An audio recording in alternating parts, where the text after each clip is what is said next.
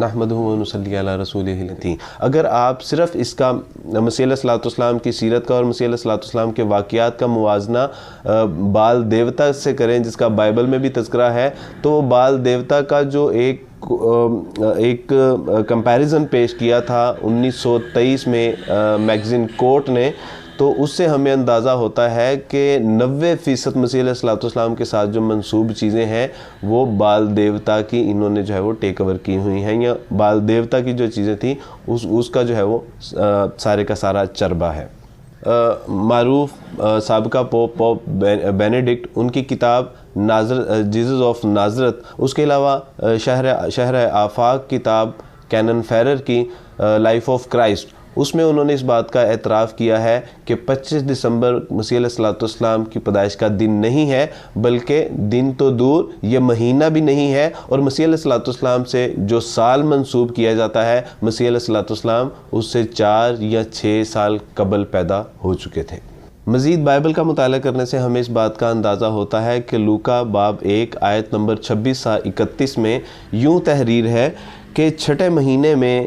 جبرائیل فرشتہ خدا کی طرف سے گلیل کے ایک شہر میں جس کا نام ناصرت تھا ایک کنواری کے پاس بھیجا گیا، اور فرشتہ نے اسے کہا کہ اے مریم خوف نہ کر، کیونکہ خداوند کی طرف سے تجھ پر فضل ہوا ہے، اور دیکھ تو حاملہ ہوگی اور تیرے بیٹا ہوگا اور تو اس کا نام یسوع رکھنا۔ اس آیت کے شروع میں آپ اس بات کی طرف غور کریں کہ 6 مہینے میں جبرائیل فرشتہ خدا کی طرف گلیل کے ایک شہر میں جس کا نام ناصرت تھا ایک کنواری کے پاس بھیجا گیا، اور ہم جانتے ہیں کہ اس وقت گریگورین کیلنڈر کا تصور بھی نہیں تھا۔ اس وقت رائج الوقت جو کیلنڈر استعمال کیا جاتا تھا وہ یہودی کیلنڈر تھا، اور یہودی کیلنڈر کے مطابق 6واں مہینہ الول کا مہینہ بنتا ہے، جو کہ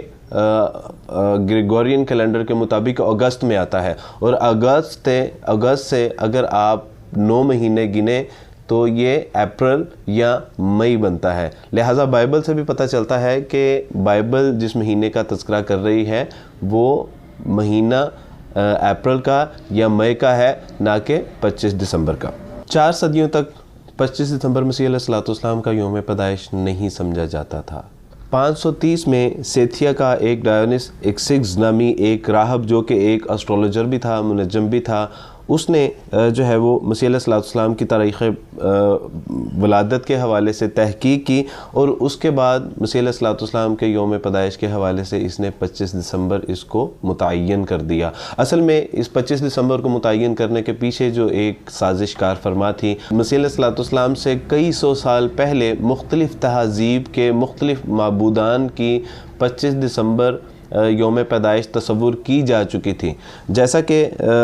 یونانی دیوتا ایٹس، ہندو دیوتا کرشنا، نمرود، مصری دیوتا ہورس، فارسی دیوتا متھرا اور یونانی دیوتا ڈایونس، ان سب کا یوم پیدائش 25 دسمبر کو ہی منایا جاتا ہے۔ لہٰذا ایک سازش یہ تھی کہ ان معبودان کی جو 25 دسمبر کو پیدا ہوئے ہیں، اگر مسیح علیہ الصلوۃ والسلام کی بھی پیدائش 25 دسمبر کو ہی ہم جو ہے وہ منایا کریں، تو ممکن ہے کہ یہ تمام مذاہب اور یہ تمام تہذیبوں کے فالوورز جو ہیں وہ اس کو جو ہے وہ مختلف نہ سمجھیں، بلکہ اپنے مذہب جیسا ہی اس کو ایک مذہب سمجھیں۔ یہی وجہ ہے کہ عیسائیت کے بڑے لوگ وہ ان کے مختلف جگہوں پہ یہ اقوال نقل کیے جاتے ہیں کہ عیسائیت نہ تو کوئی ایسا مذہب ہے کہ جس کو پرانی تہذیبوں کے لوگ جانتے نہیں تھے، یا یہ کوئی نیا مذہب ہے۔ ہاں، اگر اس میں کوئی چیز نہیں ہے تو وہ اس کا نام یعنی کرسچینٹی وہ ایک نئی چیز ہے۔ اللہ سبحانہ وتعالیٰ قرآن مجید سورہ مریم آیت نمبر 22 تا 25 میں یوں ارشاد فرماتے ہیں، پھر درد زا مریم علیہ الصلوۃ والسلام کو کھجور کے تنے کی طرف لے آیا، اور وہ کہنے لگی کہ اے کاش میں اس سے پہلے مر جاتی اور بولی بصری ہوتی۔ پھر اس فرشتے نے اس کے نیچے آواز دی کہ غم نہ کر، یقیناً تیرے رب نے تیرے نیچے ایک نہر، ایک چشمہ جاری کر دیا ہے، اور کھجور کے تنے کو اپنی طرف ہلا اور وہ تجھ پر تازہ پکی کھجوریں گرائے گا، تو کھاؤ پیو اور اپنی آنکھیں ٹھنڈی کرو۔ اس بات پر تو تمام مفسرین کا اور محققین کا، محدثین کا اتفاق ہے کہ مسیح علیہ السلام کی پیدائش بیت اللحم کے شہر میں ہوئی، جس کا ذکر رسول اللہ صلی اللہ علیہ وسلم نے اپنی ایک حدیث میں بھی کیا ہے۔ لہٰذا ہم جانتے ہیں کہ بیت اللحم میں کھجوریں پکنے کا موسم جولائی یا اگست ہوتا ہے، لہٰذا اس بات سے بھی اندازہ ہوتا ہے کہ مسیح علیہ السلام کی پیدائش کھجوریں پکنے کے موسم میں ہوئی، یعنی گرمی میں، نہ کہ سردی میں۔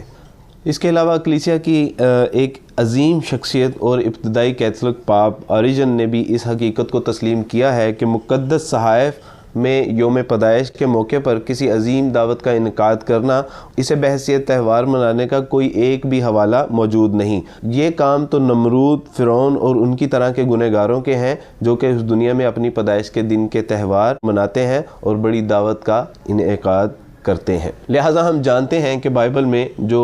یوحنا نبی کا واقعہ ہے کہ جب یوحنا نبی کو ہیرودیس نے قید کیا اور جو ہے وہ ایک ناچنے والی کی فرمائش پر جو ہے وہ یوحنا نبی کا سر اس کو تھال میں پیش کر کے دیا، ہم جانتے ہیں کہ اس وقت ہیرودیس اپنی جو ہے وہ برتھ ڈے ہی منا رہا تھا، اپنا یوم پیدائش ہی منا رہا تھا۔ کرسمس پیکج میں ایک چیز اور ہے، اور وہ ہے کرسمس ٹری۔